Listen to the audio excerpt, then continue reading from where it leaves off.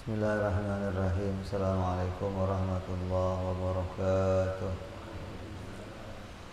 Al-Fatihah ila ruhi Sayyidina Habibina Syafi'ina Rasulullah Sayyidina Muhammad bin Abdullah sallallahu alaihi wa ala alihi wa sahbihi wa azwajihi wa dhurriyatihi Allah ya'li darajati fil jannah wa yanfa'una bi asrarihim wa anwarihim wa ulumihim wa nafaatihim wa barakatihim fid dini wal dunya wal akhirah.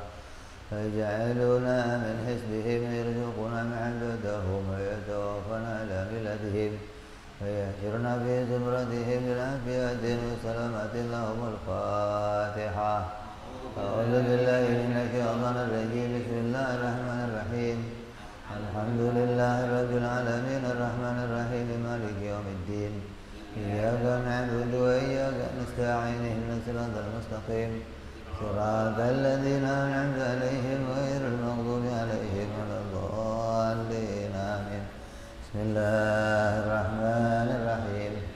نويت تعلما وتعليما وتذكرا وتذكيرا والنفع والانتفاع والإفادة والاستفادة والإحسان تمسكي بكتاب الله وسنة رسول الله صلى الله عليه وسلم والدعاء إلى الهدى والدلالة على الخير ابتغاء مرضاته وقربه وثوابه وحسن الخاتمة مع اللطف والعافية وصلاح العاقبة. بسم الله الرحمن الرحيم. الحمد لله رب العالمين.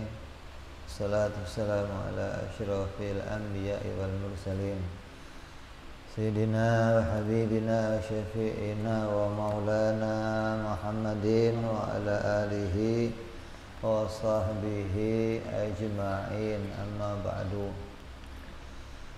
قال مصنف الكتاب رحمه الله ونفعنا به وبعلومه في الدارين. اللهم افتح قلوبنا فتوح العارفين وبحكمتك وانصر علينا برحمتك يا أرحم الراحمين.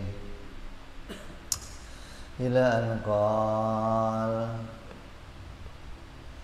Selesai kita membahas tentang sifat-sifat Allah dan sifat-sifat para Rasul alaihimussalatu wassalam. Semua sifat yang wajib, yang mustahil, dan yang jaiz sudah kita bahas. Maka wajib, penting kalian mengerti tentang hukum akal, mengerti tentang apa itu wajib, apa itu mustahil, dan apa itu jaiz. Karena semua yang berkaitan sifat Allah dan sifat para Rasul untuk kita ketahui tidak lepas dari mengetahui yang wajib, yang mustahil, dan yang jaiz.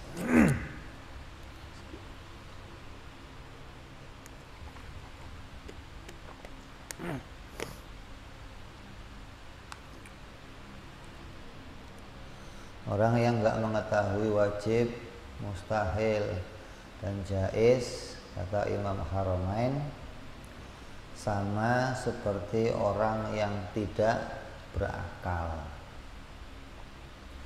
Kalau ibaratnya TV itu ada warnanya 3. Ada R, G, B. Red, blue, green. Merah, biru, sama hijau. Ketiga warna ini nanti akan membentuk semua warna-warna yang lain. Kalau satu warnanya putus, nanti yang kelihatan satu doang merah semua atau hijau semua. Makanya orang yang nggak ngerti wajib, mustahil, jaiz kok ngertinya wajib doang, nanti semuanya kelihatannya wajib aja, nggak ada yang mustahil, nggak ada yang jaiz. Atau kok ngertinya jaiz doang, ya jaiz semua, nggak wajib, nggak mustahil. Jadi orang itu harus ngerti tiga-tiganya, ngerti yang wajib, ngerti yang mustahil, ngerti yang jais. Ibarat TV lengkap tuh, birunya ada, merahnya ada, hijaunya ada, nanti jadi TV yang sempurna gambarnya.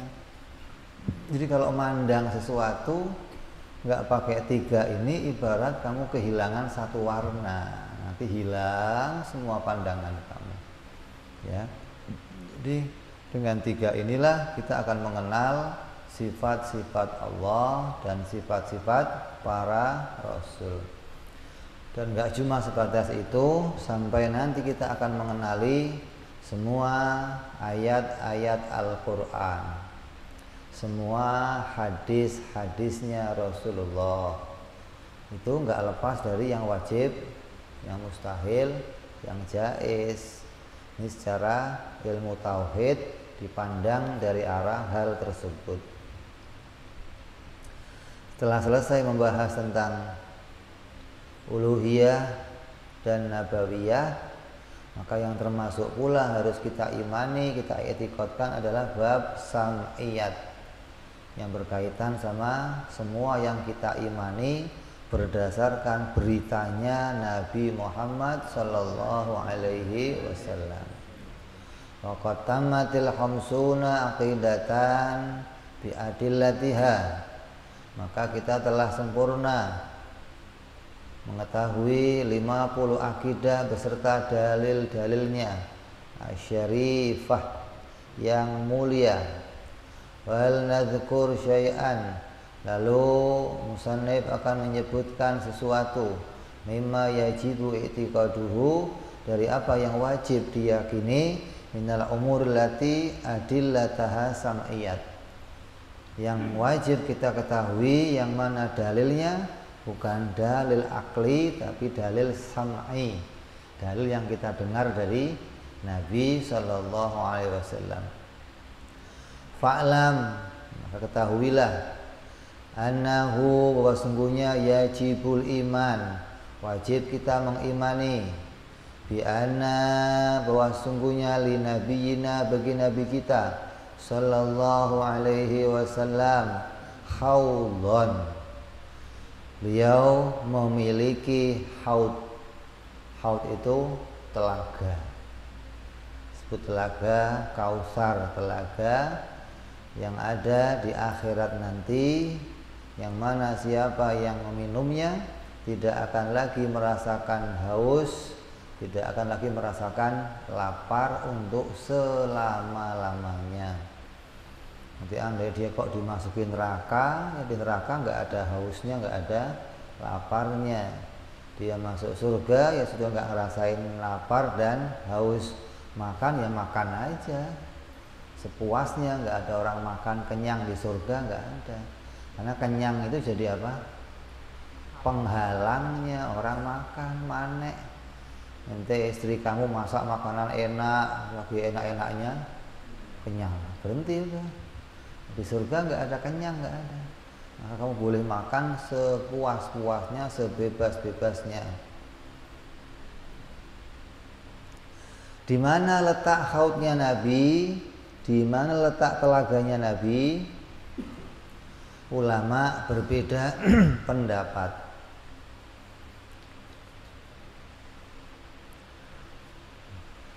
Ini wajibnya itu iman bahwa Nabi itu punya telaga. Tapi ini juga nggak masuk dalam rukun iman, enggak. Ini adalah tambahan yang harus kamu yakini melalui berita yang disampaikan oleh Nabi kita Muhammad Shallallahu Alaihi Wasallam. Siapa yang akan minum telaganya Nabi nanti? Banyak orang yang dijanjikan akan minum dari telaganya Nabi Muhammad Shallallahu Alaihi Wasallam. Siapa yang menjaga telaganya Nabi? Ya anak cucunya Nabi Muhammad Sallallahu Alaihi Wasallam yang akan di sekitarnya nanti tuh.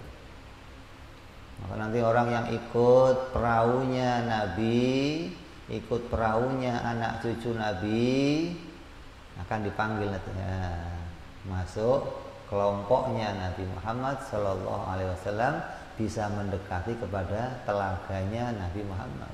Kalau enggak bagaimana? Ya memanggil siapa? Wong itu punya Nabi, nanti mau nongol sendiri, ya enggak diundang. Yang diundang siapa? Aldo yang manggil nanti tuh. Makanya nanti tiketnya ya melalui cinta sama keluarganya Nabi Muhammad Sallallahu Alaihi Wasallam. Makanya orang yang ngaji tauhid itu nanti cintanya sama keluarga Nabi itu cinta yang dengan ilmu gitu. Bukan cinta yang dengan nafsu, bukan. Karena tahu haknya Nabi, tahu kemuliaan keluarganya Nabi Muhammad Sallallahu Alaihi Wasallam.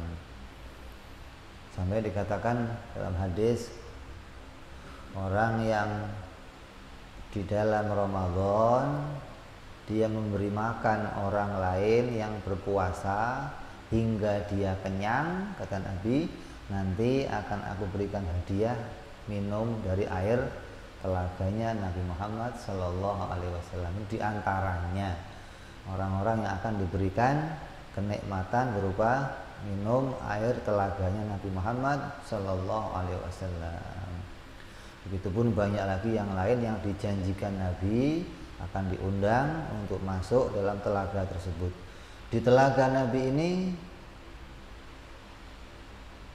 terdapat minuman yang rasanya seperti seluruh minuman surga. Berbagai macam rasa ada di telaganya Nabi Muhammad. Minumnya dengan apa?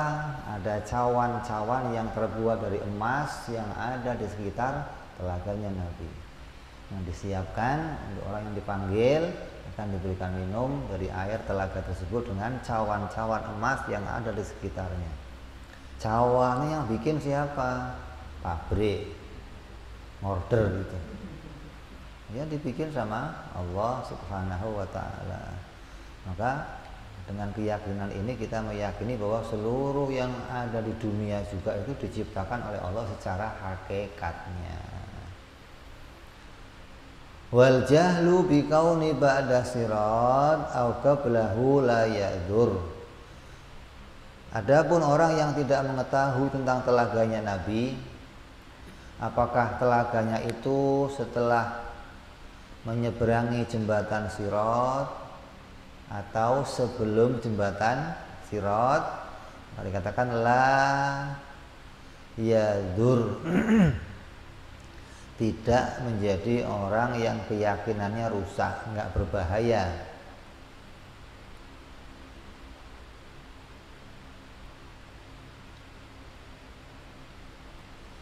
Maka ada ulama yang mengatakan telaga itu letaknya sebelum jembatan penyeberangan. Jadi setelah orang dibangkitkan dari kubur, maka manusia akan berada dalam keadaan kehausan. Kayak kamu bangun tidur lah, rasanya apa? Haus, lapar. Maka nanti orang yang kehausan itu, kelaparan itu, yang termasuk kelompoknya Nabi akan diundang untuk minum dari telaganya Nabi SAW. Kenapa? Karena telaganya Nabi itu sumbernya langsung dari surganya Allah Subhanahu wa Ta'ala. Ada yang mengatakan letaknya sebelum jembatan. Ada yang mengatakan kalau letaknya sebelum jembatan berarti harus menyeberangi neraka.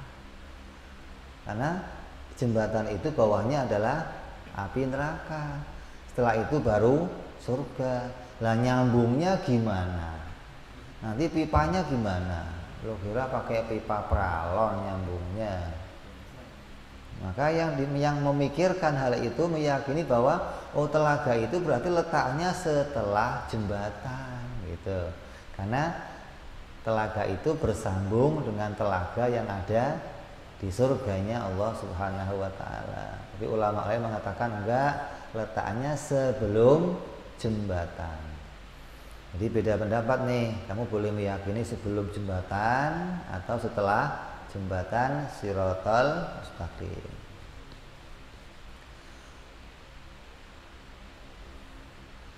Tariduhu al-khalaiqu yaumal qiyamah. Maka makhluk-makhluk nanti akan mendatangi kolam tersebut pada hari kiamat. Siapa makhluknya? Ya orang-orang yang diundang oleh Nabi Muhammad Sallallahu Alaihi Wasallam, karena haud tersebut haud yang disiapkan Allah untuk Nabi Muhammad Sallallahu Alaihi Wasallam. Dan dikatakan wahwa ghairul kautsar, dan telaga itu bukanlah telaga al-kautsar alladzi huwa nahrun fil jannah, yang merupakan sungai yang ada di dalam surga. Sumbernya dari situ gitu.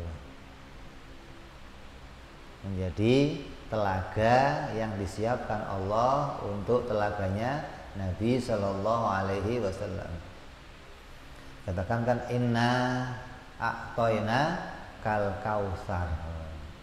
Dikatakan Nabi itu diberikan sebuah telaga, diberi oleh Allah banyak, hingga sampai kausar pun diberikan oleh Allah untuk Nabi kita Muhammad Sallallahu Alaihi Wasallam.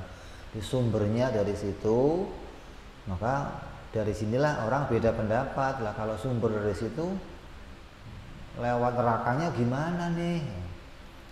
Udah nggak usah kamu pikirkan. Kayak ada 5 sungai di dunia, sungai Nil, apalagi sungai apa? Tifar, terus ada 5 sungai itu yang dikatakan bersumber dari surga. Nyambungnya gimana? Ya nggak usah kamu pikirin. Itu yang penting kamu percaya sama sabdanya Nabi Sallallahu Alaihi Wasallam bahwa sungai-sungai itu langsung sumber mata airnya dari surga, yang mana nggak akan ada habisnya. Maka nanti akan jadi tanda kalau sungai-sungai itu mengering, tandanya akan kiamat gitu. Jadi yang pertama ini adalah berita dari Nabi. Kalau nggak pakai berita gimana? Ya nggak bisa dipikir, kamu nggak akan tahu hal ini.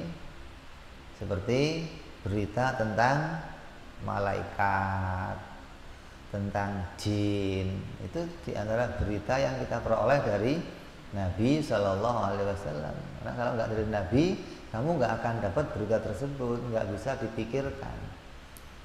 Setelah Nabi beritakan, baru kita tahu, oh ternyata Allah punya makhluk yang namanya malaikat, punya makhluk yang namanya jin.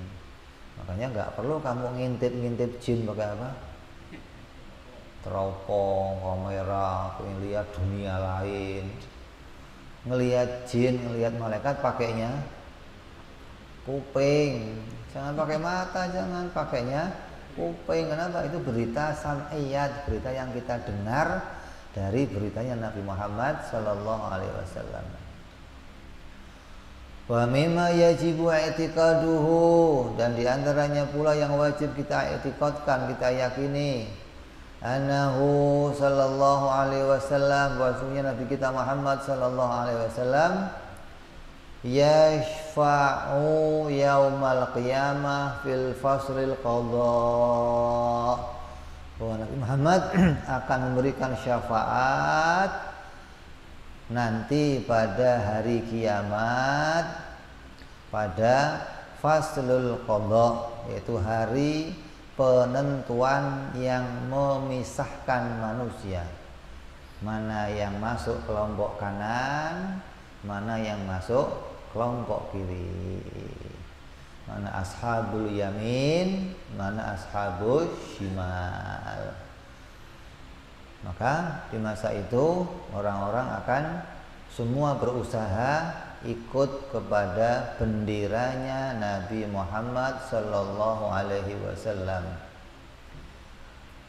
Khina taqifun nas, ketika semua manusia berdiri, wa yatamannawna al-insirafa, dan berangan-angan untuk berpaling dari padang mahsyar. Semua manusia nanti akan dibangkitkan dan dikumpulkan di padang mahsyar. Berapa lama? 1000 tahun. 1000 tahun itu 1000 tahun dunia, apa 1000 tahun akhirat. Kalau 1000 tahun akhirat, ya kali 1000 lagi.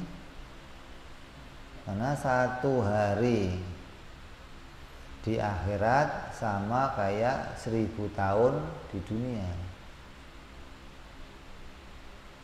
Satu hari di akhirat sama kayak 1000 tahun di dunia. Nah, kalau 1000 tahun akhirat, ya dikali aja. Berapa lamanya seseorang akan dikumpulkan di padang mahsyar, dan di padang itu manusia dalam keadaannya masing-masing sesuai amalnya. Ketika mereka meninggalnya belum bertaubat kepada Allah, maka mereka akan mengalami hal sesuai keadaannya di dalam kubur. Di kuburnya kok disiksa, ya bangkit akan seperti dalam keadaan kematian yang tanpa mengalami taubat, tanpa mengalami ampunan dari Allah. Tapi kalau yang mati ini sudah taubat, maka akan bangkit dalam keadaan yang lebih baik.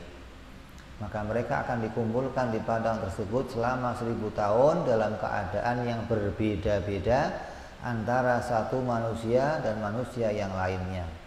Hingga manusia semua dalam kepayahan, dalam kesusahan, dalam penderitaan, hingga mereka sampai berangan-angan ingin dipindahkan dari tempat itu walau linnar, walaupun segera masuk ke dalam neraka. Padang mahsyar saja begitu mengerikan, apalagi neraka. Saking mereka itu nggak tahu neraka kayak apa, sudah mengalami kepedihan di padang mahsyar, pindahin saja ya Allah walaupun ke dalam. Ntar kalau ke neraka, waduh nggak jadi ya Allah, balik lagi aja lah ke padang mahsyar. Kenapa? Saking dahsyatnya keadaan di padang mahsyar, hingga nanti semua manusia setelah 1000 tahun di situ diberi ilham oleh Allah untuk minta pertolongan kepada para nabi-nabi. Maka datanglah, dikatakan pemimpin manusia mencari keberadaannya para nabi. Datang ke nabi yang satu, ke Nabi Adam alaihissalam, minta, wahai Nabi Adam, engkau kan bapaknya manusia, engkau diciptakan langsung oleh Allah, tolong mintakan kepada Allah agar kami segera diberi keputusan. Ini mau di mana posisi kami ini? Mau di neraka atau mau di surga? Mau selamat atau enggak selamat? Biar ada segera keputusan. Yang diharapkan hanya itu, diputuskan tentang nasibnya. Kalau dibiarkan di padang mahsyar terus, akan tambah menderita dengan penderitaan yang luar biasa. Dikatakan ada yang sampai tenggelam, semata kakinya tenggelam sampai perutnya, ada yang tenggelam, ada yang sampai dia tenggelam oleh keringatnya masing-masing. Ada yang datang ke padang mahsyar dalam keadaan separuh mukanya tengkorak, separuhnya manusia. Ada yang seluruh kulit-kulitnya hilang, ada yang dagingnya hilang, ada yang datang dalam keadaan bau yang luar biasa hingga orang nggak mau mendekat dengan dia nih. Datang dalam keadaan menanggung sesuai dosanya masing-masing. Maka keadaan itu membuat mereka putus asa, begitu sengsara, hingga mereka ingin mendatangi nabi-nabi untuk minta syafaat. Apa kata Nabi Adam? Saya nggak punya hak bicara. Saya nggak punya hak untuk bicara. Karena pada masa itu nggak ada yang berani bicara kecuali yang diberi hak untuk ngomong oleh Allah. Bahkan seluruh nabi yang lain nggak ada yang berani ngomong, ya Allah, ini umat ya Allah tolong. Nggak ada satupun nabi yang berani ngomong. Hingga dikatakan dalam hadis, nafsi, nafsi. Udah, kamu ngurus urusan kamu, saya tak ngurus urusan saya. Bukan berarti para nabi nggak bisa ngasih syafaat, bukan. Maksudnya masa itu dia belum diberi hak bicara oleh Allah, gitu loh. Bahkan wali-wali, bahkan orang soleh, para guru-guru, para orang tua apalagi belum diberi hak untuk berbicara. Nanti ketika Allah sudah kasih hak untuk bicara, maka mereka akan bicara. Ya Allah, ini selamatin ya Allah, ya. Ini ya Allah, ya. Ketika sudah diberi hak untuk bicara. Selagi belum diberi hak untuk bicara, nggak ada satupun para nabi yang berani bicara.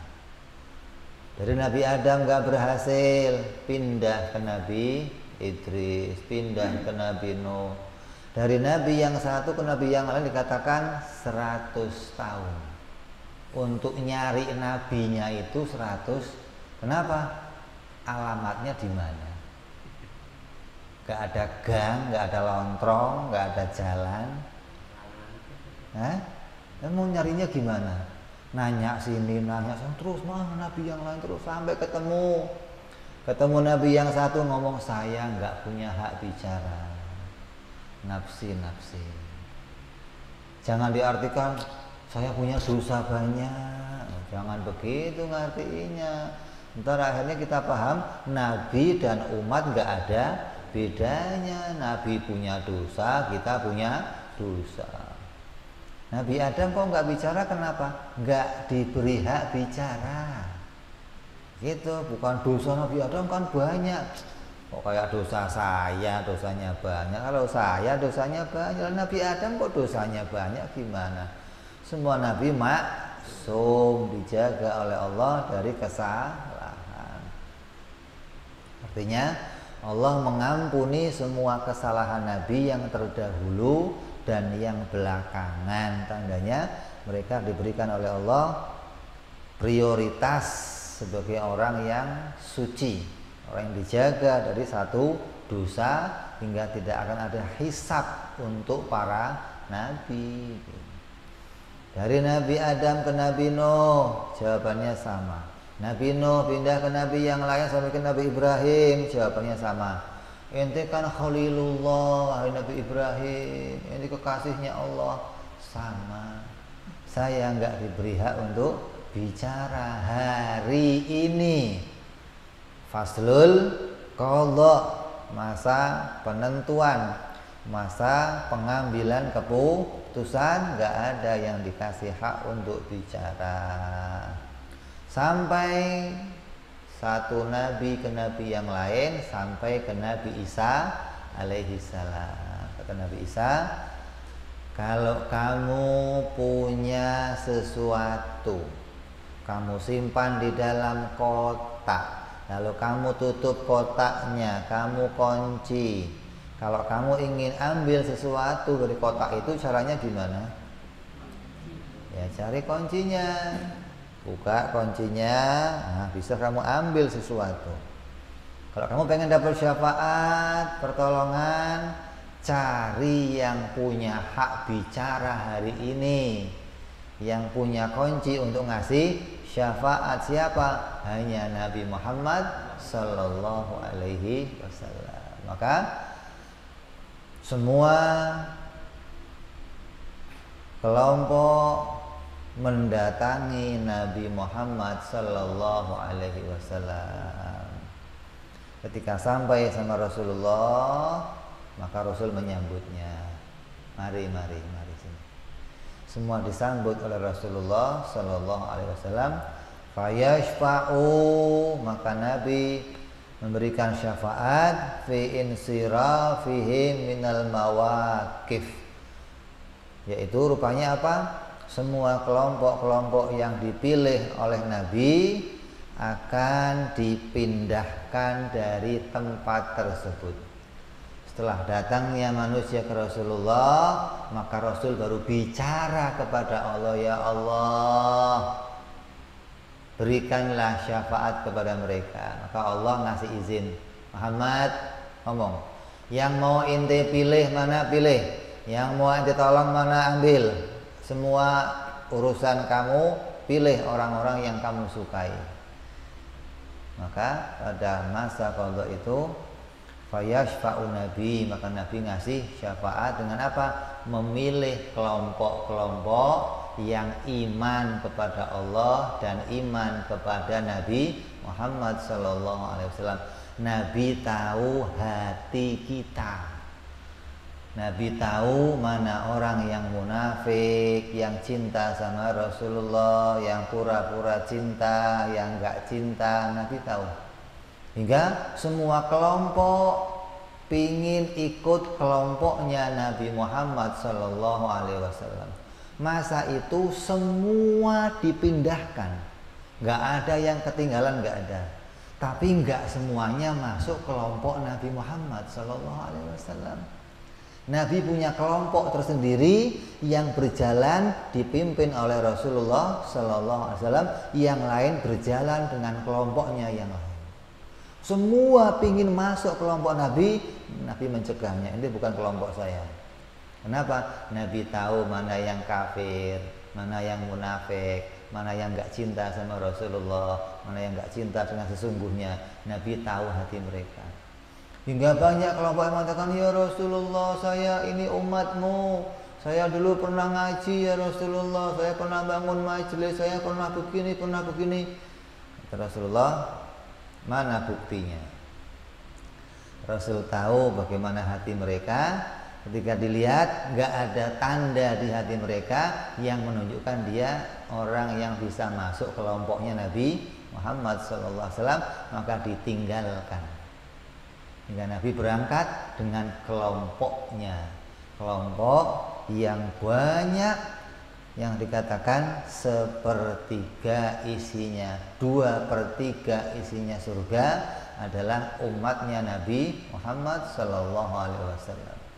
Bahkan seluruh nabi-nabi yang lain semuanya ada di bawah benderanya Nabi Muhammad SAW, ikut kelompoknya Nabi. Hingga umatnya nabi-nabi yang lain dipilih untuk pula ikut kelompoknya Nabi Muhammad sallallahu alaihi wasallam.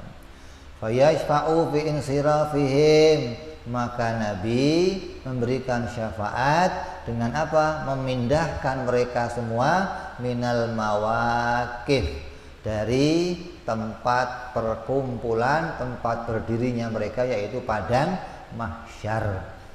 Wahadihi, maka syafaat yang pertama ini syafa'atu, yaitu syafaat pertolongan mukhtassatun bihi sallallahu alaihi wasallam, yang dikhususkan Allah hanya untuk Nabi Muhammad sallallahu alaihi wasallam.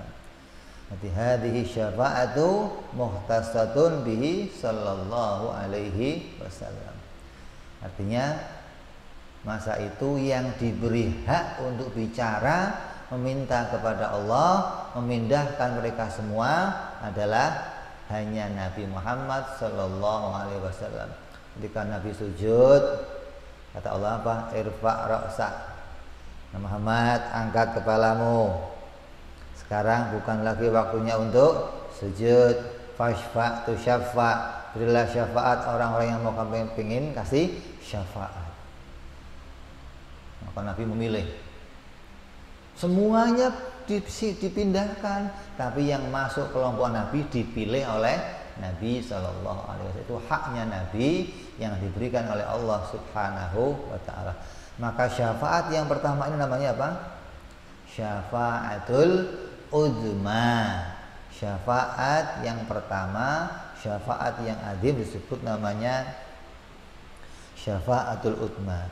Maka pada masa itu Allah memberi Nabi kedudukan namanya Maqamal Mahmud, kedudukan yang terpuji, manusia yang terpuji. Al-Mahmud, yang seluruh manusia, enggak yang di kelompoknya Nabi, enggak yang di luar kelompok Nabi, semua berterima kasih sama Nabi dan memuji Nabi Muhammad SAW untuk berterima kasih terima kasih udah minta kepada Allah agar kami dipindahkan dari padang mahsyar ini ke tempat yang lain. Dipindah kemana? Dipindah ke tempat persidangan. Setelah di situ nanti baru akan ada keadaan yang berbeda dari keadaan di padang mahsyar. Sudah lebih adem, sudah lebih enak, sudah lebih tentram. Terus barulah nanti mulai persidangan. Sidang yang pertama apa? Di sidang dulu ada masa namanya masa di mana manusia akan menuntut manusia yang lainnya. Ya Allah, dulu dia berbuat zalim sama saya, ya Allah. Dulu dia jahat sama saya, ya Allah. Dulu dia pernah bunuh saya, ya Allah. Mukul saya, ya Allah. Menyakiti saya, ya Allah. Dulu dia makan tempe 2 bilang 1, ya Allah. Itu masa itu semua tuh. Semua akan didatangkan oleh Allah, saling menuntut satu sama lain. Hingga selesai semuanya, baru ada persidangan yang didatangkan oleh Allah Subhanahu wa ta'ala, hingga amal-amalnya akan dihitung langsung oleh Allah Subhanahu wa ta'ala. Jadi namanya apa? Maqamal Mahmud. Kapan mulai Maqamal Mahmud? Mulai manusia digiring, dipindahkan dari padang mahsyar, tidak henti-hentinya manusia memuji dan berterima kasih sama Nabi Muhammad.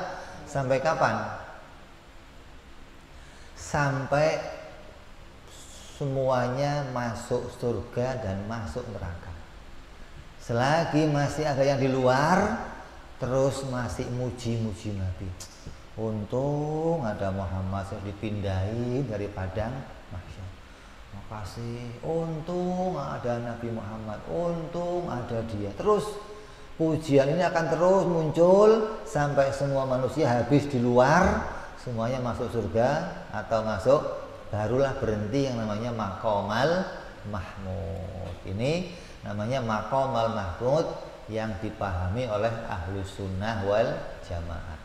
Beda dengan Maqamal Mahmud yang dipahami oleh Mu'tazilah atau orang-orang di luar Ahlus Sunnah yang mengatakan Maqamal Mahmud pahamnya mereka bahwa Nabi nanti akan didudukkan di sampingnya Allah.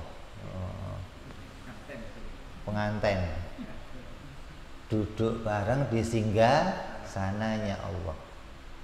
Di singgah sananya Allah itu gede, tapi cukup berdua gitu maksudnya, pelaminan lah gitu. Jadi bukan 2 kursi, bukan 1 kursi, tapi buat berdua Allah. Dan itu namanya maqamal. Kita enggak mengimani yang begitu.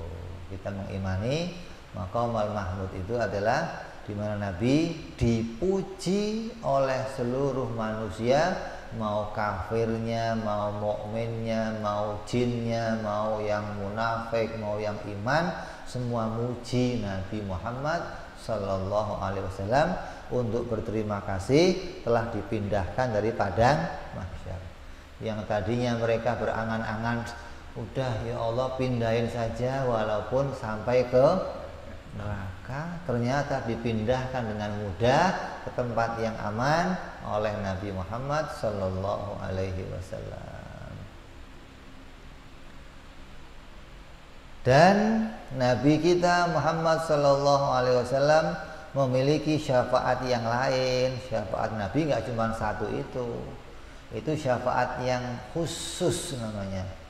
Syafaatul Udma, syafaat yang paling agung, yang paling azim, yang khusus diberikan oleh Allah untuk Nabi Muhammad. Bahkan seluruh nabi lainnya nggak punya hak untuk minta hal itu. Maka semua nabi ketika didatangi oleh umat-umat ngomong, saya nggak punya hak untuk itu. Yang punya hak Nabi Muhammad Sallallahu Alaihi Wasallam. Nabi Adam tahu nggak kalau syafaat Udma milik Nabi Muhammad? Kenapa kok diopernya ke Nabi Nuh? Nggak dioper langsung ke Nabi Nuh, tahu nggak?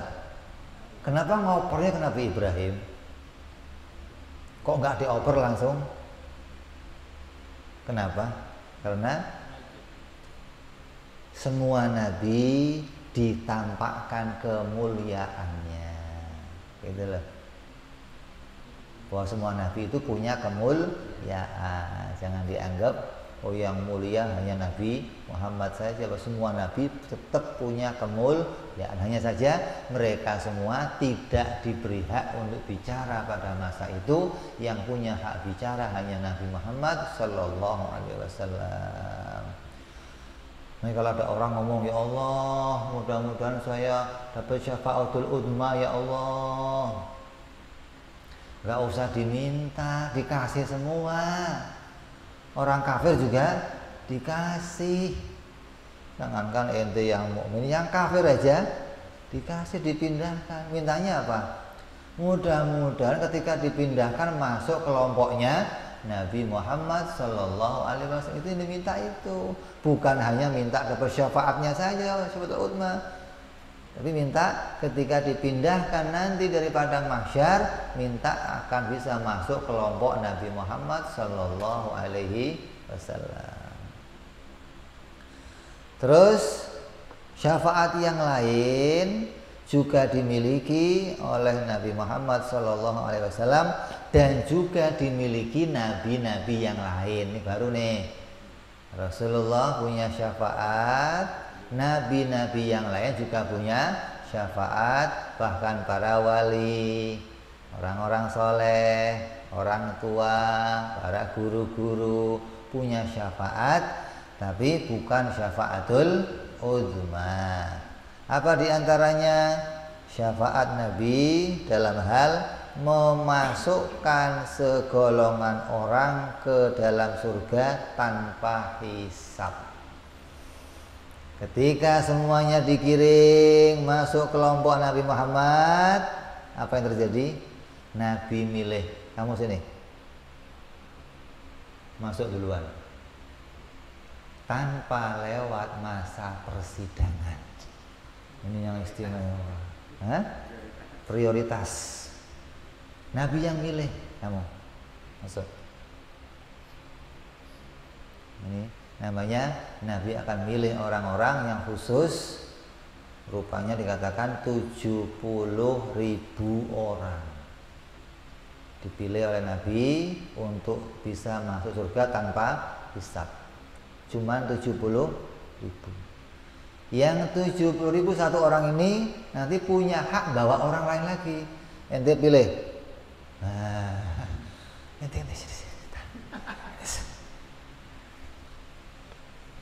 sampai kelompok-kelompok ini dikhususkan untuk masuk surga sebelum dihisab. Maka mereka akan masuk surganya duluan. Lewat mana? Pintu belakang. Ya pintu masuk surga nggak ada pintu belakangnya lo kira? Nggak pakai ngantri, enggak. Kenapa? Pintu depan dibuka untuk Nabi Muhammad Sallallahu Alaihi Wasallam bersama umatnya yang lain. Kok Nabi nggak lewat situ? Kenapa? Oh ya burak yang lain, ntar gimana? Mau ikut siapa yang lain? Ini prioritas khusus namanya. Dikhususkan untuk langsung melalui pintu belakang masuk ke surganya Allah duluan tanpa dihisab. Mudah-mudahan kita semua masuk kelompok orang-orang yang masuk surga tanpa dihisab oleh Allah Subhanahu wa taala. Amin ya rabbal. Terus syafaat yang kedua lagi yang punya Nabi Muhammad pula, yaitu syafaat dalam hal tidak memasukkan sekelompok orang ke neraka setelah mereka berhak masuk ke dalam neraka. Setelah diputuskan neraka, maka Nabi minta kepada ya Allah, angkat ya Allah, hapus putusannya, bebaskan dari api neraka. Maka dimasukkan lagi oleh Nabi ke dalam surga. Ini setelah dihisab. Beda nih, kalau tadi sebelum dihisab langsung dia masuk surga.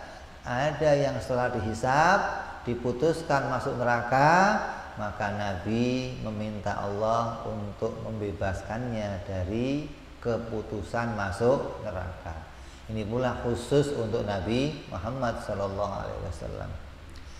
Yang ketiga, syafaat dalam hal mengeluarkan segolongan orang dari neraka setelah mereka berhak untuk tidak keluar dari neraka. Setelah diputuskan masuk, dimasukkan, maka Nabi mengangkatnya. Maka dikatakan manusia yang paling sibuk nanti di dalam padang mahsyar adalah Nabi kita Muhammad sallallahu alaihi wasallam. Gak ada orang yang lebih sibuk dari Rasulullah, gak ada. Kenapa Rasul gak mau masuk ke surga sebelum umatnya semuanya dapat jaminan masuk? Hingga ketika ada yang lewat jembatan nih, Nabi nunggu di ujung jembatan. Ada yang masuk, Nabi langsung ikut masuk. Ya Rasulullah, ya Allah, angkat.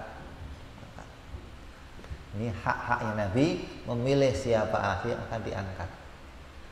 Ada yang diputuskan untuk masuk neraka, Nabi minta, ya Allah, putuskan ke surga.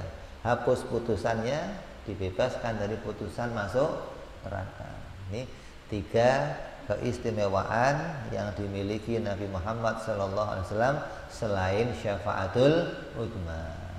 Syafaat lainnya apalagi? Banyak lagi. Menaikkan derajatnya orang di surga. Yang tadinya surganya bawah dinaikkan. Ini juga dimiliki oleh nabi-nabi yang lainnya. Yang tadinya nerakanya berat diringankan. Yang tadinya masuk neraka dibebaskan. Ini juga ada haknya orang-orang yang lain selain Nabi Muhammad SAW. Yang mau masuk surga digagalkan, dimasukin neraka. Juga ada itu siapa? Ya orang-orang yang punya hak juga. Kayak seorang istri yang nggak mendapatkan pendidikan dari suaminya, anak yang nggak diajarin suaminya. Ketika suaminya mau masuk surga, ya Allah, saya di neraka, sementara suami saya masuk. Gagalkan ya Allah masuk. Kenapa? Saya masuk neraka karena saya nggak diajarin untuk tahu agama, nggak diajarin ilmu, nggak diajarin. Maka suaminya diseret masuk dalam nerakanya Allah Subhanahu wa ta'ala. Ada seorang kawan bisa nolongin kawannya untuk keluar dari neraka. Ketika kamu punya kawan, biasa kumpul bareng. Kalau ada yang senang-senang, kamu ingat kawan kamu, dicari kawannya. Ketika di surga semuanya kumpul, kawan-kawan kamu nanya, si fulan di mana fulan? Kok nggak ada, cari. Surga sono nggak ada, surga sono nggak ada. Coba di neraka ada nggak? Nah, nanya malaikat, mau nanya kawan saya fulan di mana? Malaikat buka daftar neraka. Ada tuh di neraka. Oh, samperin, minta ya Allah angkat untuk masuk ke surga. Ini ada kawan-kawan yang istimewa yang bisa mengangkat kawannya lain untuk masuk surga bersama mereka. Makanya kalau milih kawan yang baik, yang nginget kita dalam keadaan baik, nggak cuma ngingetnya ngajak yang jelek. Kalau pas mau nih malam 21 acaranya di Empang, ayo ajak diajak. Oh ini ada maulid, ada kebulinya, fulan mana aja. Nah, begitu. Jangan yang pas mau jelek, oh si fulan aja nih. Gak ada fulan gak enak rasanya, gak ada lu gak rame dah. Wah ini yang ruwetnya begini, jangan dikawanin yang begitu. Ya, ini macam-macamnya syafaat, dan ada syafaat yang dikhususkan untuk Nabi kita Muhammad sallallahu alaihi wasallam. Terus ini iktikad yang kedua yang merupakan berita. Yang kita tahu hal itu melalui beritanya Nabi Muhammad sallallahu alaihi wasallam berdasarkan hadis. Wa mimma yajibu i'tikaduhu, dan yang wajib diiktikadkan juga anal wuqu'a fil kaba'ir ghairu mukaffirin la yujibul kufra, bahwa sesungguhnya orang yang melakukan dosa besar yang tidak berkaitan sama i'tiqad maka tidak wajib dikafirkan. Maka kata Nabi apa?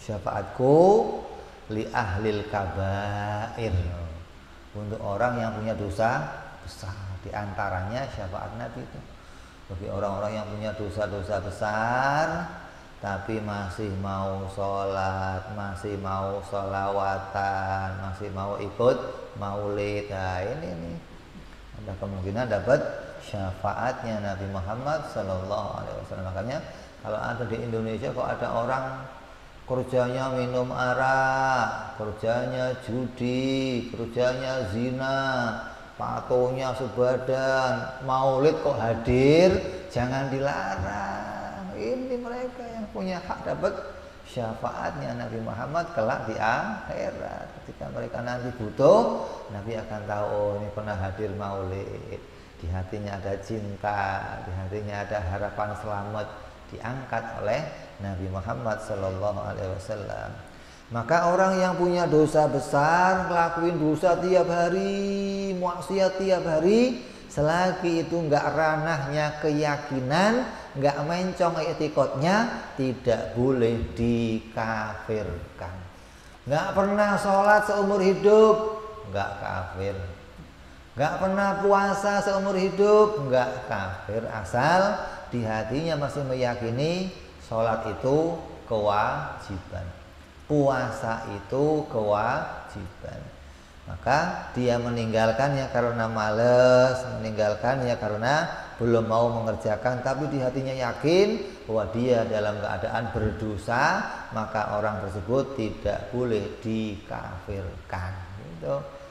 Jangan dikit-dikit kayak orang Wahabi, orang Mu'tazili yang mengatakan orang yang zina nggak tobat-tobat kafir, nggak ada begitu. Makanya kita ini menghukumi dosa itu, haram itu ada haram yang maknanya dia hanya melangkah kepada dosa, ada yang haram maknanya melangkah pada kekafiran. Kalau sudah berkaitan sama i'tiqad, keyakinan, maka dia nggak cuma dosa tapi sampai kepada murtad atau kafir. Selagi nggak melanggar i'tiqad, i'tiqad tetap lurus, maka tetap dia disebut orang yang beriman. Wa yajibu taubatu halan. Maka orang yang punya dosa besar ini wajib bertaubat saat itu juga ketika dia melakukan kesalahan. Nggak boleh taubatnya tarlah belakangan lah, setelah saya nanti udah tua baru mau taubat. Itu bisikan setan. Setan itu bisikin kita macam-macam. Hati-hati nih. Kata setan, ente ngapain tobat sekarang? Besok maksiat lagi, ntar tobat lagi, terus maksiat lagi.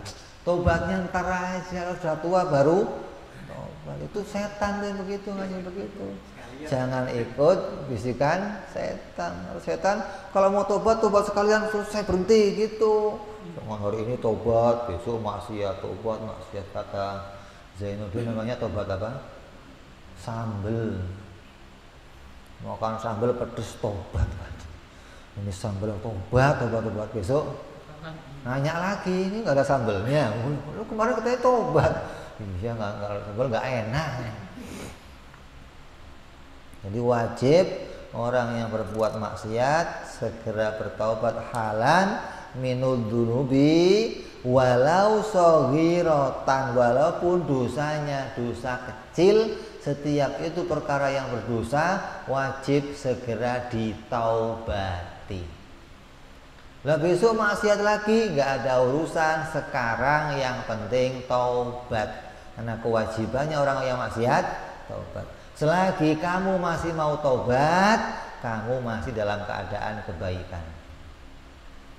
Tadi kalau sudah mengatakan nggak perlu taubat, nah ini yang bisa sampai pada kekafiran. Kalau ngomong nggak perlu taubat berarti nggak ngakuin kesalahan. Kalau nggak ngakuin kesalahan, ya nggak usah nunggu nanti. Orang yang 3 hari nggak sholat itu kafir. Orang yang 3 kali nggak jumatan itu nggak usah nunggu 3 jumatan, kelamaan. Sekali jumatan saja kalau kamu ngomong nggak perlu, nggak wajib, udah hukumnya kafir. Ini alal mu'tamad, atas pendapat yang mu'tamad yang disepakati oleh para ulama. Walaupun dosa kecil itu wajib ditaubatin. Walaupun ada pendapat kalau dosa-dosa kecil akan digugurkan oleh Allah dengan amal-amal yang lain. Kamu wudhu, dosa-dosa mata kamu yang kecil-kecil akan luntur. Dosa telinga kamu akan luntur. Dosa tangan kamu akan luntur. Dosa mulut kamu akan luntur. Yang kecil puasa, man shoma Ramadan imanan wa ihtisaban ghufira lahu ma taqaddama min dzambi. Diampuni dosa-dosanya yang lalu. Yang apa itu? Yang kecil, bukan dosa yang gede. Kalau dosa yang gede kayak zina, bunuh orang, riba, ini harus spesial taubat. Gak akan luntur dengan amal-amal yang lain. Ini ada ulama yang disepakati walaupun dosa kecil itu diperintah untuk ditaubatin. Wala yantaqisu taubatu bi'audi ila dzambin, dan tidak menjadi batal taubatnya seseorang dengan dia kembali lagi melakukan dosa. Jangan ikut setan. Percuma, ngapain taubat, nggak diterima taubatnya. Sekarang taubat, besok maksiat lagi, taubat lagi, maksiat, nggak diterima taubatnya, nggak tetap diterima. Jangan ikut-ikut percaya omongannya setan, bisikan setan yang ngomong tobatnya entar aja. Kalau entar aja belum sempat tobat kok mau ngapain deh? Kok dalam keadaan belum sempat tobat. Nah terus gimana kalau saya tobat besok maksiat lagi, tobat maksiat gimana? Iktikadnya harus, ya Allah, hari ini saya tobat. Mudah-mudahan ya Allah ini maksiat saya yang akhir, besok saya nggak maksiat lagi ya Allah. Besok kok maksiat lagi, ya tobat lagi, mau lagi ya Allah. Mudah-mudahan ini maksiat saya yang terakhir ya Allah. Terus begitu sampai kamu malu maksiat gitu. Bukan malu tobat. Gua malu tobat mulu maksiat. Oh aneh nih. Malu kok tobat, malu maksiat. Ya Allah saya malu, ya Allah maksiat, tobat lagi maksiat. Hingga kamu berhenti dari maksiat, lalu betul-betul tobatnya tobat nasuha gitu. Tobat yang enggak kembali lagi melakukan satu kemaksiatan. Bal yajibu li hadza dzambin taubatun jadidatun, maka wajib untuk kesalahan yang baru tadi ditaubatin lagi. Kok dosa lagi, dosa yang baru, taubat lagi. Kok dosa lagi yang baru, taubat lagi. Karena satu dosa wajib dengan satu taubat.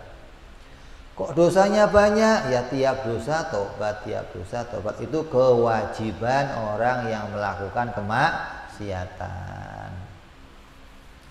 Lah kalau taubatnya orang yang meninggalkan sholat gimana? Apa istighfar?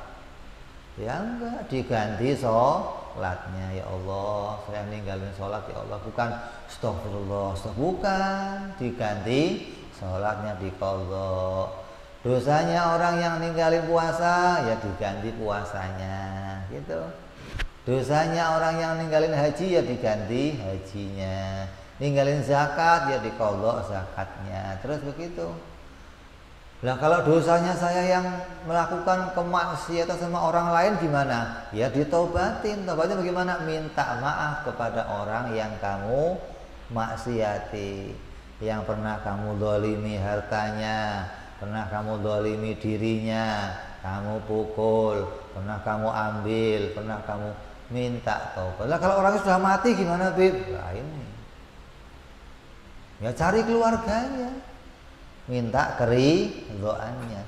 Keluarganya nggak ketemu, Bib, gimana? Titipin sama Allah. Nah, ya Allah, masukin kotak. Ini saya dulu pernah makan hartanya fulan, ya Allah. Ini saya kembalikan, ya Allah, titip. Kalau nanti fulan nagih, bayarin ya Allah. Lah itu. Begitu caranya. Dulu pernah makan bakwan 2, ngomong 1, kamu inget nih. Ya Allah, berarti saya udah makan bakwan 1, 2. Hitung tuh.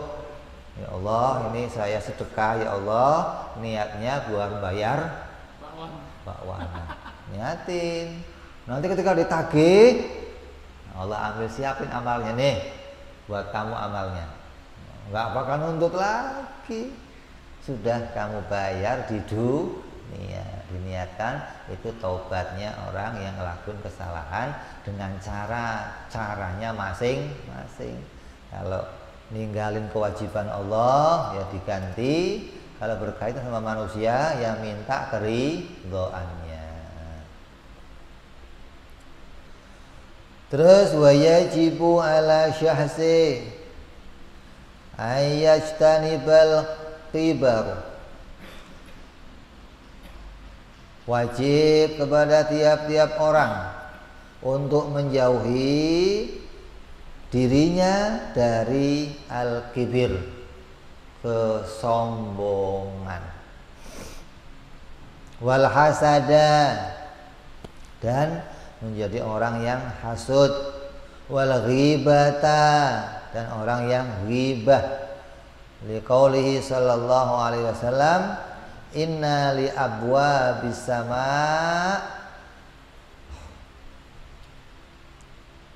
hijaban, adanya apa? Hijab. Tarudduna a'malan ahlil kibir wal hasadi wal ghibati ayyamna'unaha minas su'udi. Bahwa langit itu punya pintu, dan pintu itu akan terhijab, akan menolak, nggak akan bisa menaikkan amalnya seseorang yang amalnya itu didasari dengan kibir, kesombongan dalam dirinya, adanya hasud pada dirinya, suka ghibah dirinya, maka itu semua akan mencegah amal-amalnya naik ke langit. Di amalnya digantung, nggak bisa naik sampai ke langit. Fala yuqbalu, maka amal itu nggak diterima oleh Allah. Amal itu tertolak karena sebabnya di dalam dirinya masih punya penyakit hati yang berat. Kibir itu penyakit hati, ya. Hasud juga penyakit hati, ghibah juga penyakit hati.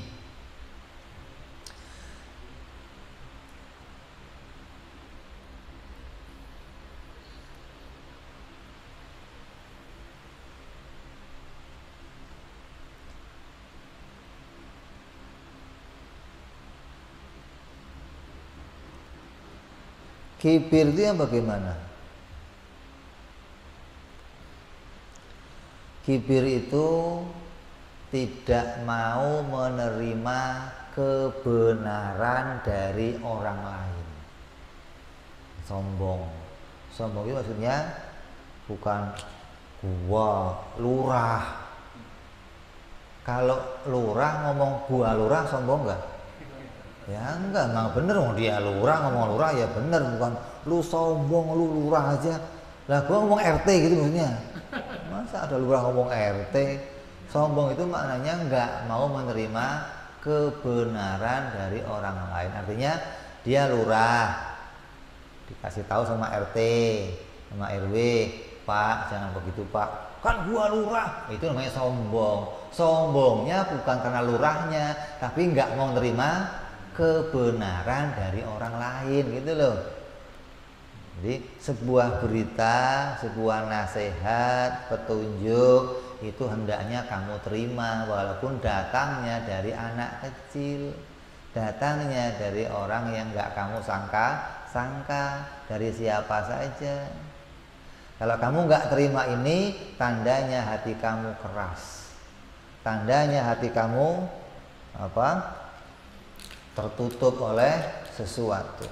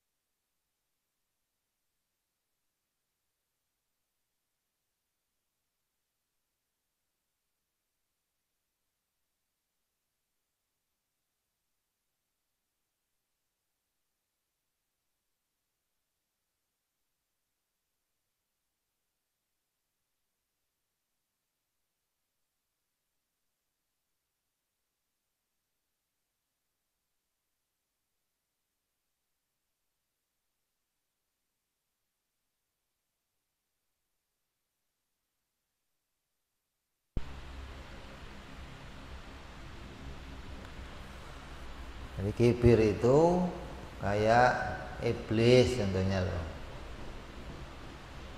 Iblis itu sombongnya dari mana? Nggak mau terima kebenaran. Iblis, kamu sungkem sama Nabi Adam, enak aja sungkem. Orang kemarin sore saya yang orang lama suruh sungkem. Gara-garanya apa iblis begitu?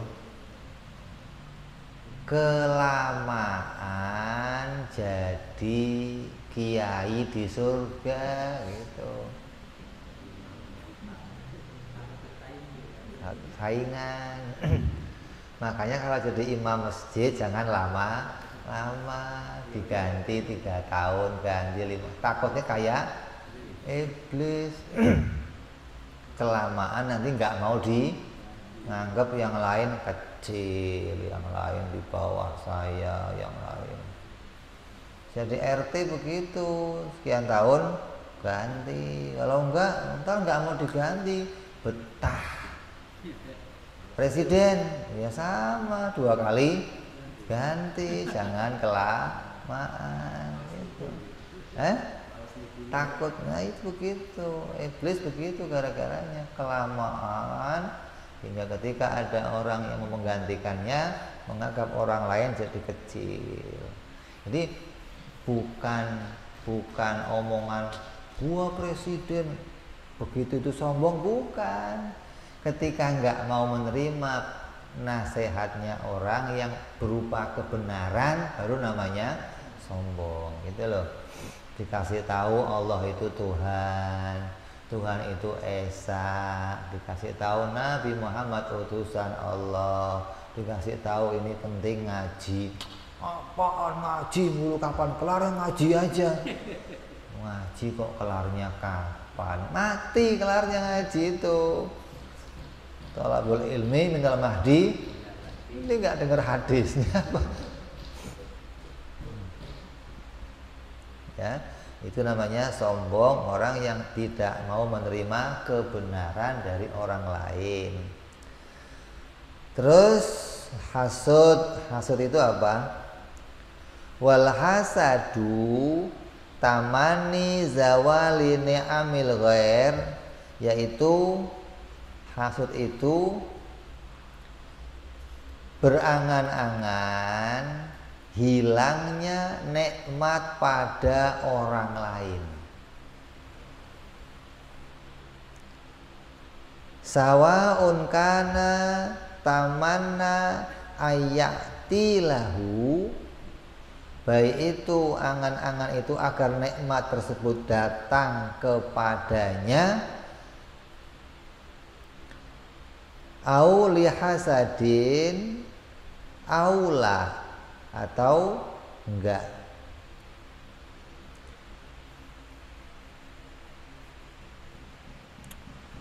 Kok dia yang dijadikan pemimpin, kok dia yang dipilih, kok bukan?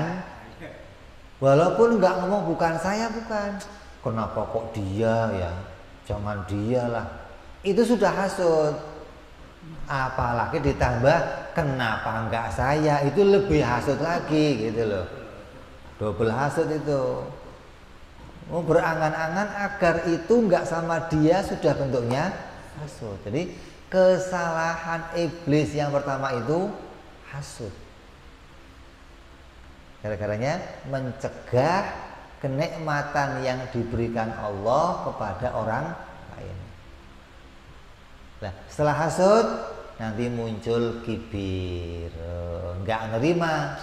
Kalau dia yang jadi, gua nggak terima. Wah, muncul kibir tuh. Jadi pertama hasud dulu. Maka penyakit yang pertama muncul di jagat ini apa? Hasud. Apa itu? Mencegah atau berangan-angan agar tercegahnya satu kenikmatan pada orang lain. Nanti seseorang naik jabatan, kamu hasud. Kenapa dia yang naik? Kan dia 10 tahun kerja, saya 10 tahun, kenapa dia yang naik? Itu sudah hasud. Ditambah lagi kenapa enggak saya? Wah, itu lebih hasud lagi namanya gitu. Double hasud itu. Apalagi sampai nanti kamu mencegah orang lain dapat kenikmatan, tambah hasud lagi. Ada orang beli motor, panas. Kenapa dia bisa beli motor, saya enggak bisa? Mencegah, ngomong berangan-angan aja. Kenapa kok dia yang dikasih rezeki untuk beli? Hasud. Kenapa enggak saya? Hasud kedua. Tambah lagi, ketika orang yang nanya, Pak mau nanya Pak, ini rumahnya Pak Gopur mana ya, mau ngantar motor? Oh sana Pak, jauh. Wah, itu lebih hasud lagi udah itu. Wah, itu hasud yang ketiga udah itu. Mencegah orang lain dapat kenikmatan, menghalangi orang lain dapat. Wong cuman angan-angan aja, angan-angan sudah bentuknya hasud. Kenapa kok dia? Kenapa kok dia? Kenapa kok? Itu hasud pertama. Yang kedua, kenapa enggak saya? Abu Jahal itu begitu. Kata Abu Jahal, Muhammad kan kemarin sore, kenapa enggak saya jadi nabi? Itu sudah hasudnya luar biasa gitu ya. Jadi penyakit pertama tuh manusia adalah hasud. Wal kibaru nadharul haq wa ghamdul khalqi. Yang namanya sombong atau kibir adalah batarul haq, tidak menerima kebenaran, dan ghamdul khalqi, mengolok-olok orang lain, merendahkan orang lain. Kalau sudah nggak mau nerima kebenaran yang dia omong, terus dia olok, ente siapa? Begitu tuh. RT mau nasihatin saya, ngolok-ngolok namanya, merendahkan orang. Dasarnya apa? Nggak mau terima pendapatnya orang lain. Setelah nggak terima, merendahkan orang lain. Itu namanya orang yang sombong. Jadi bukan hanya merendahkannya saja. Orang nggak akan mungkin merendahkan kalau dasarnya nggak mau terima dulu pendapatnya, gitu loh. Jadi, pertama, menolak kebenaran yang datang dari orang lain, kemudian dia merendahkannya. Wa makna nadharil khalqi raddun ala qailihi, yaitu menolak atas pendapatnya. Wa makna ghamdil khalqi lil istihza'i bihim, lil istihza'u bihim, yaitu batrul haq adalah menolak kebenaran orang yang mengatakannya, dan makna ghamdul khalqi adalah melakukan pengolok-olokan dengan mereka, yaitu merendahkannya orang tersebut. Kalau sudah ditolak pendapatnya, terus diolok-olok. Nah, Muhammad ini siapa? Nak kemarin sore ngomong Muhammad siapa? Anak yatim ngomong Muhammad siapa? Udah nggak mau terima pendapat kebenaran, terus diren, itu namanya sombong yang begitu. Ya, jadi sombong jangan kamu anggap orang yang jalannya begini, jangan. Memang orang yang jalannya begini nggak disenangi sama Nabi. Nabi nggak senang orang yang jalannya begini, nggak senang. Kecuali jalannya begitu dalam peperangan boleh. Kagak, perang kok begini jalannya, kok begitu jalan, tegak jalannya, biar orang takut. Tapi kalau nggak ada masalah, tawadhu, tunduk, itu lebih disenangi jalan yang macam itu. Jadi orang yang dasarnya jalannya begini, menganggap dirinya lebih tinggi dari yang lain, dasarnya apa? Merendahkan orang lain. Ketika diajak ngomong pasti nggak akan terima. Apa ente? Apalagi sudah pakai pemuda, muridnya udah banyak, ente kasih tahu. Makanya orang ngasih tahu orang yang sebenarnya itu jangan di hadapan orang lain. Pak Uyun, empat mata sini ya. Itu betul-betul menasihati yang sebenarnya. Kalau di depannya orang, ente mau menjatuhkan orang itu, berarti itu bukan niat yang baik untuk ngasih nasihat.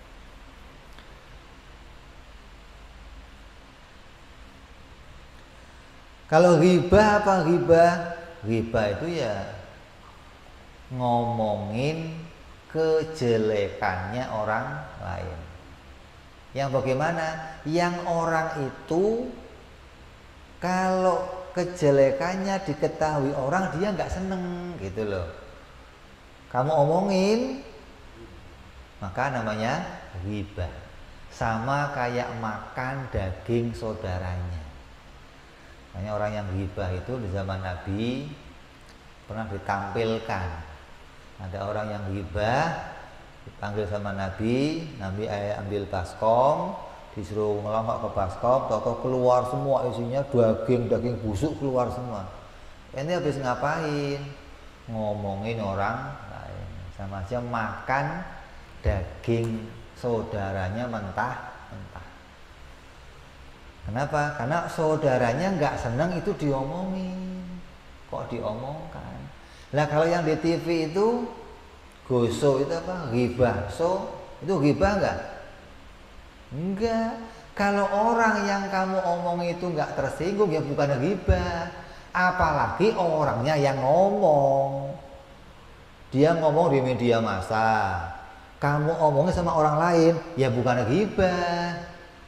Kenapa? Wong dia sendiri yang buka perkara itu, kamu melanjutkan omongan ke orang lain, itu bukan ghibah, bukan. Ghibah itu kamu tahu rahasia orang, keadaan orang, aibnya orang, tanpa orang itu ngomong kamu sampaikan ke orang, itu namanya ghibah gitu loh. Dan ghibah itu hal yang paling enak. Dia tahu si fulan, wow, itu enaknya loh. Itu bisa berjam-jam nggak habis-habis kamu begitu. Apalagi sudah ngomong lipstiknya aja, panjang udah. Jadi disebut ghibah.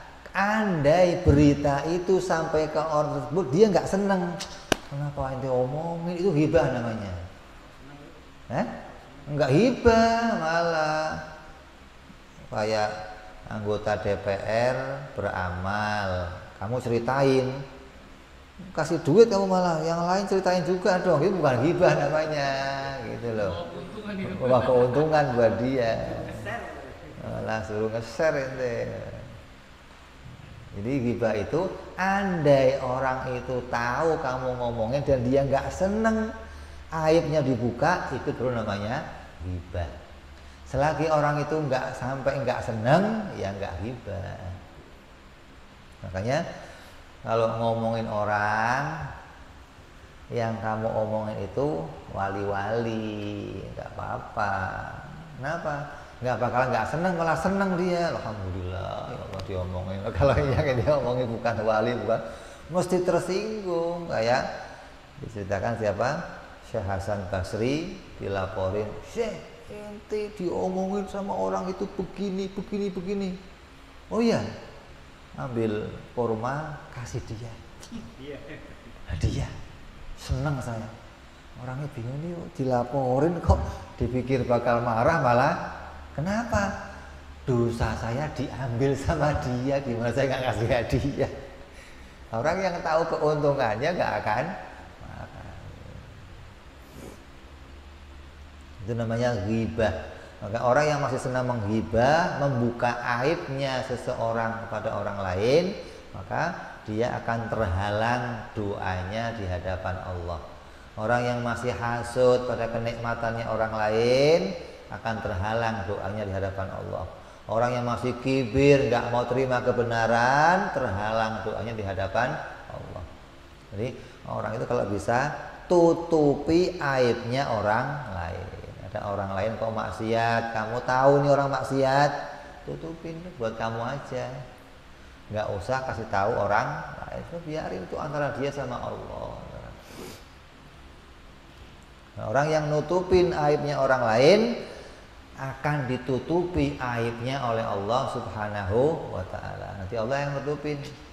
Ketika orang lain akan tahu aib kamu, Allah menghalangi. Dosa-dosa kamu dihalangi oleh Allah untuk orang lain tahu. Itu karena kamu berusaha nutupin aibnya orang lain. Wa yajibu aidan, dan yang diwajibkan pula ayat trukan namimah, yaitu seseorang wajib meninggalkan dosa yang namanya namimah. Apa itu namimah? Wa ya as-sa'yu bainan nas ala wajhil ifsad, yaitu seorang yang berusaha di antara manusia dengan jalan merusak. Li'annahu waroda la yadkhulul jannah, karena sungguhnya telah datang hadisnya Nabi SAW, la yadkhulul jannata qattatun bi fathil qaf wa tasdidil ta al musannati min fawqin ba'daha alfun wa akhiruha ta'un musannatun min fawqi aidan.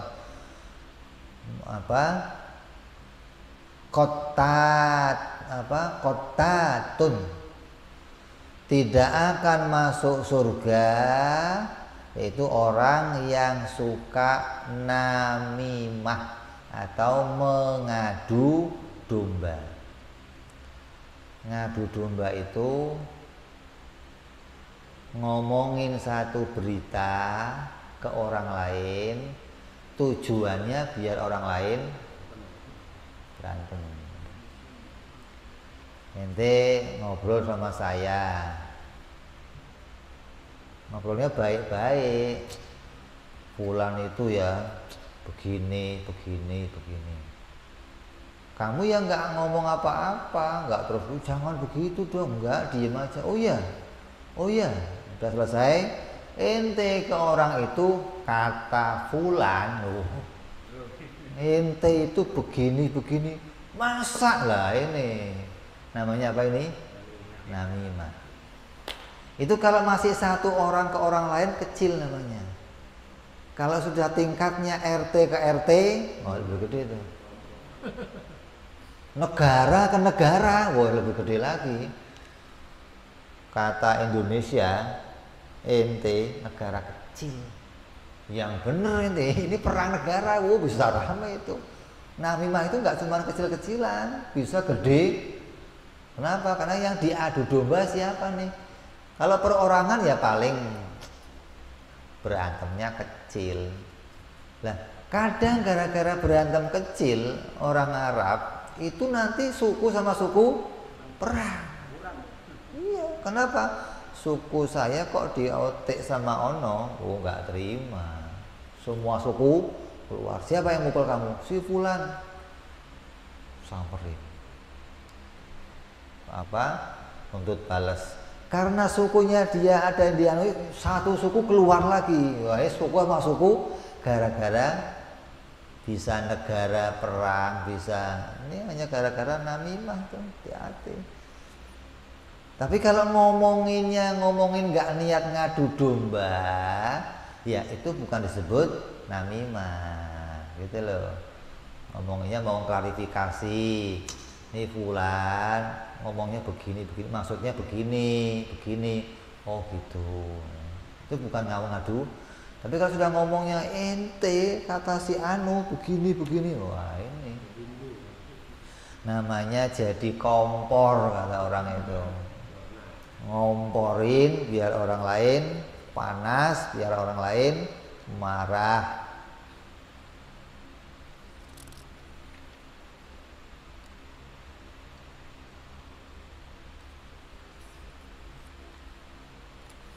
Terus wa mahallul ma taqaddama min hurmatil hasad in lam takunin ni'matu hasilatan lil mahsudi alal fujuri. Dan penempatan apa yang terdahulu yang dimaksud dengan haramnya seorang itu bersifat hasud itu adalah jika nikmat itu tidak terjadi bagi dirinya. Orang yang hasud tadi, dia naik jabatan, saya nggak naik jabatan, terus nggak seneng. Kok dia yang naik, kenapa kok dia yang diangkat jadi pejabat? Alal fujur wa ila jaza tamanni zawali nikmati anhu, dengan jalan kejahatan. Dan jika tidak, yakni jika nikmatnya itu dengan jalan kejahatan, maka boleh mengharapkan lenyapnya nikmat tersebut pada dirinya. Yang lebih berat lagi ya hasud yang jadinya haram kalau hanya cuman kok dia yang jadi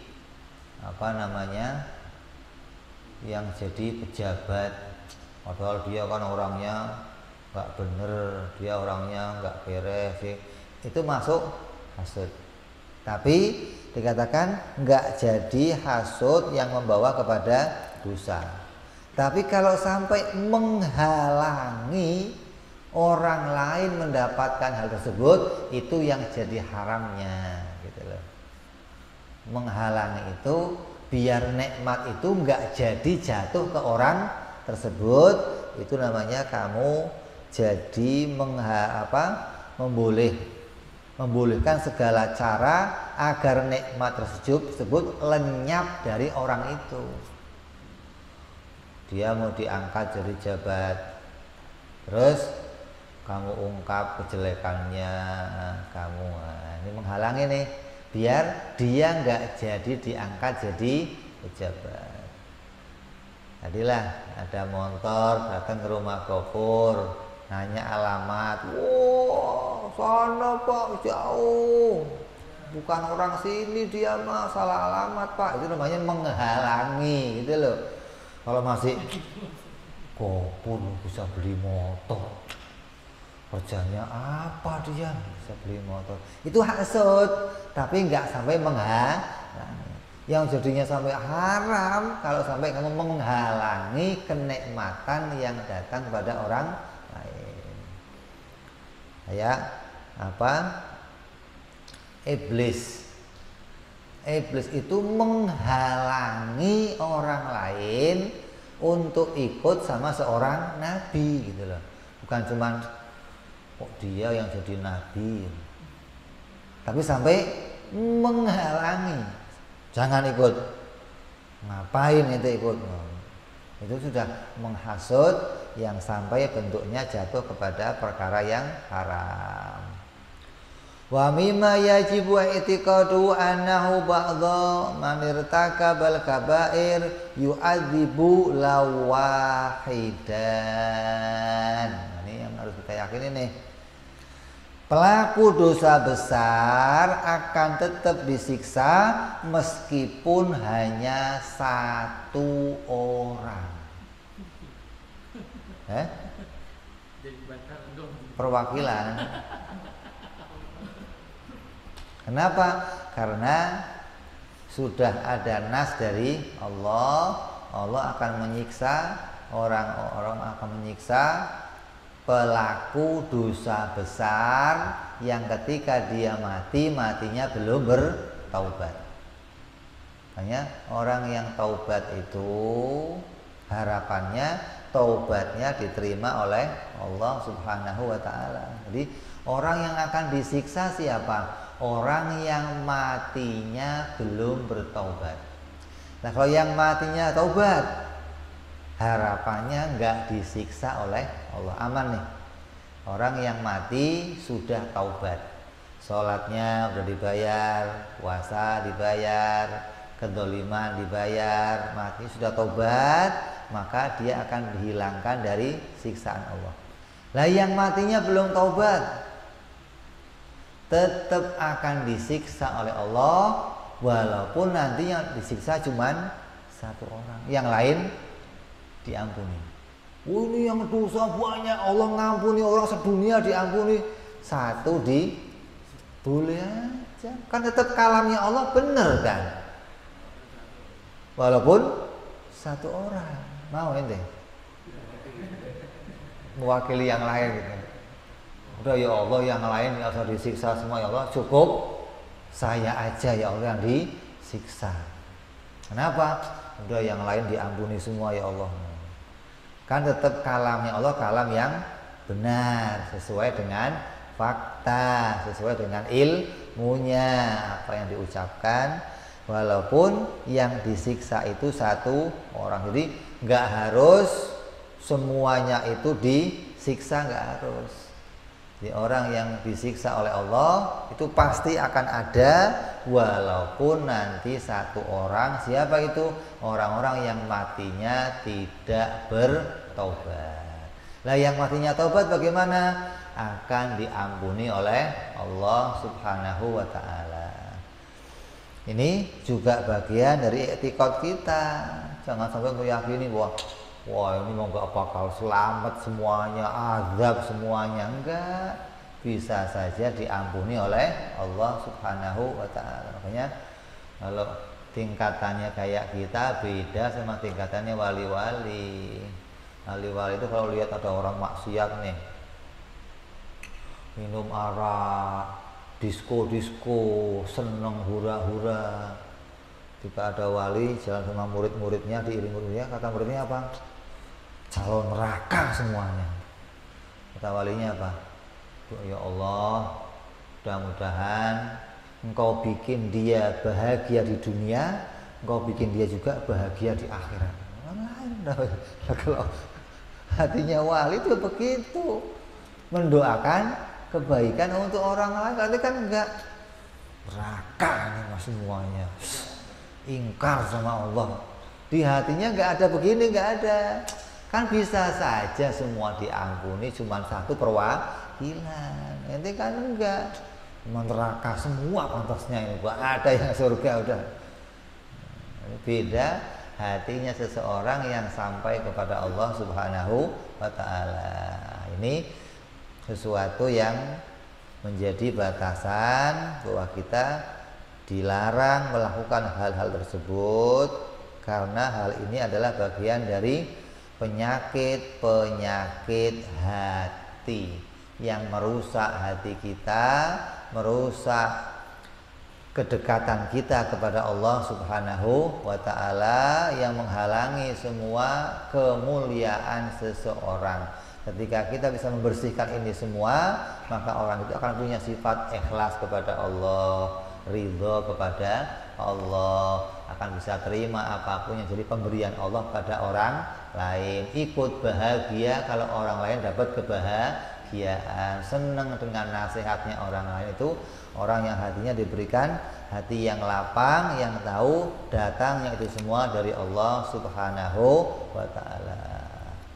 Insyaallah kita sambung yang akan datang, bicara tentang khotimah, penutupan.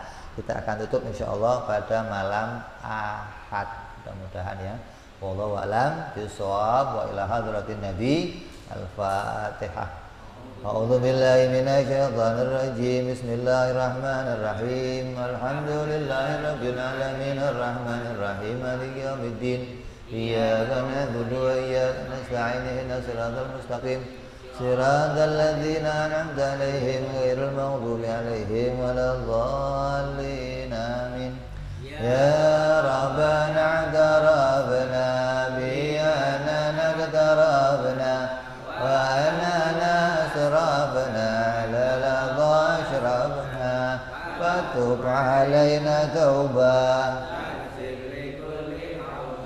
واستر لنا عوراتي وآمن روعاتي واغفر لوالدينا ربي ومولودينا والأهل والإخوان وسائر الحلان وكل ذي محبة أو جيرة أو صحبة المسلمين أجمع آمين ربي اسمع فضلا وجودا منا لا باكتساب منا نهضى بكل سولي صلى وسلم ربي وآله وصحبه عدد طاسي صحبي والحمد لله في البر والتنهي وعلى ربك رب العزة عما يصفون سلام على المرسلين والحمد لله رب العالمين. Assalamualaikum warahmatullahi wabarakatuh.